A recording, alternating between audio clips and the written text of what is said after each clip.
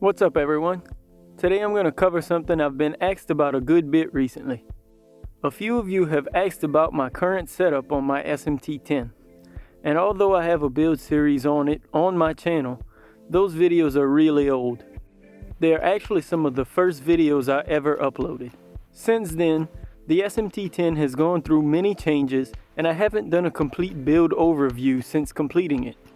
I'm currently swapping out my radio system to a Futaba 3PV, and it also looks like I may need to change some rod ends, so I figured we'll go over the entire truck while I'm at it.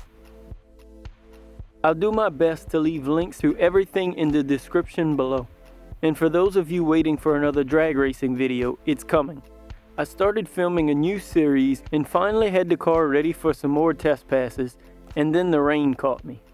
If the weather cooperates, I'm hoping to have the first video of the new series ready for next week. Anyway, let's get started with the SMT10.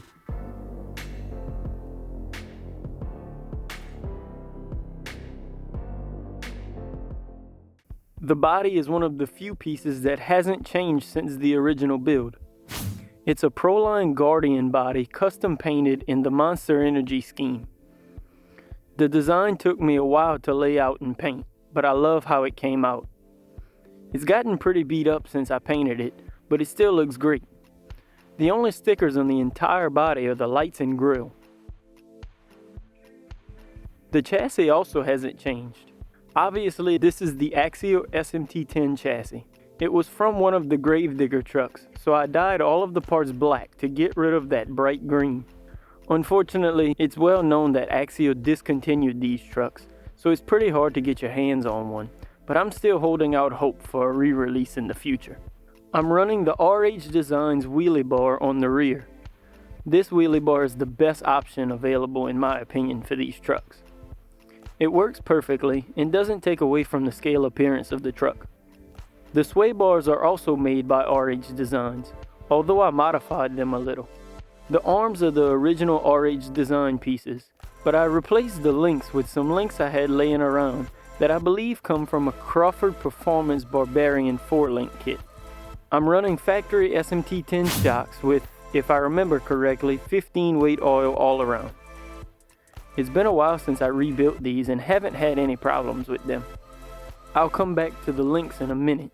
The axles are Axial AR60 axles, which normally come on the SMT10, but this is where the majority of my upgrades are. To start, I have the Vanquish Stage 1 kit, which includes the front knuckles and C-hubs as well as rear lockouts. Inside the housings are Vanquish axle shafts in the rear and CVDs up front. I also installed aluminum beef tubes in both axles. I had a lot of trouble with the diffs, but I think I finally found a good combination with the incision ring and pinion gears and a semi-locked diff. This is done by using silicone putty inside the diff, which basically locks it, but will let it slip a little in extreme cases so that I'm not breaking axles all the time. I've been really happy with this diff setup and it's helped me perform some awesome donuts. Connected to the axles are the J-Concepts Tribute wheels and JCT Monster Truck tires.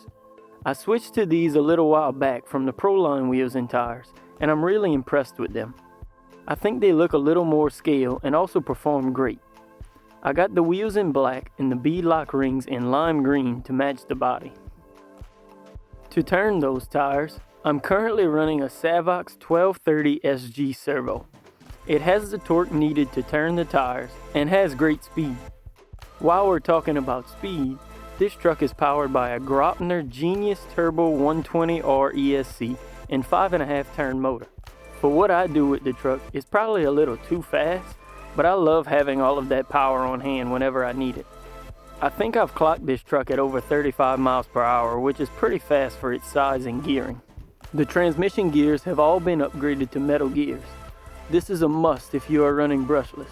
I've even seen some stock brushed motors melt the plastic gears. I'm also running the MIP Driveshafts, which seem to be discontinued for the SMT10, but I'm sure there are other options that can be used in their place. Now on to the lower links. I played around with a bunch of different setups here. from trailing arms on the bottom, plastic and aluminum, to different styles of links, and this is what I've currently settled on. This is the Crawford Performance link set, which comes with upper and lower links for the front and rear. They come in different lengths for whatever wheelbase you want to run, and are made of aluminum, so they are lightweight but strong. The only problem I can find with these are the rod ends. I've snapped a few rod ends on these links from big jumps or just landing awkwardly, but I sort of see this as a positive thing.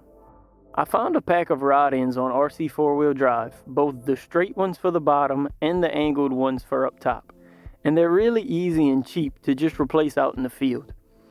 Other links I've tried, if you break a link, you're done for the day unless you keep a bunch of spares, and complete links can get pretty expensive. This way, I just change out a rod end and I'm back in business.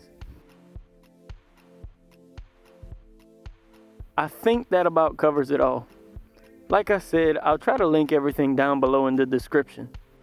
I'd love to hear if you are running something similar, or if you plan to try something that I'm running in the comments below. Leave a like if you enjoyed the video, and subscribe to see my newest videos on the SMT10, as well as my other builds. Thanks for watching. Peace.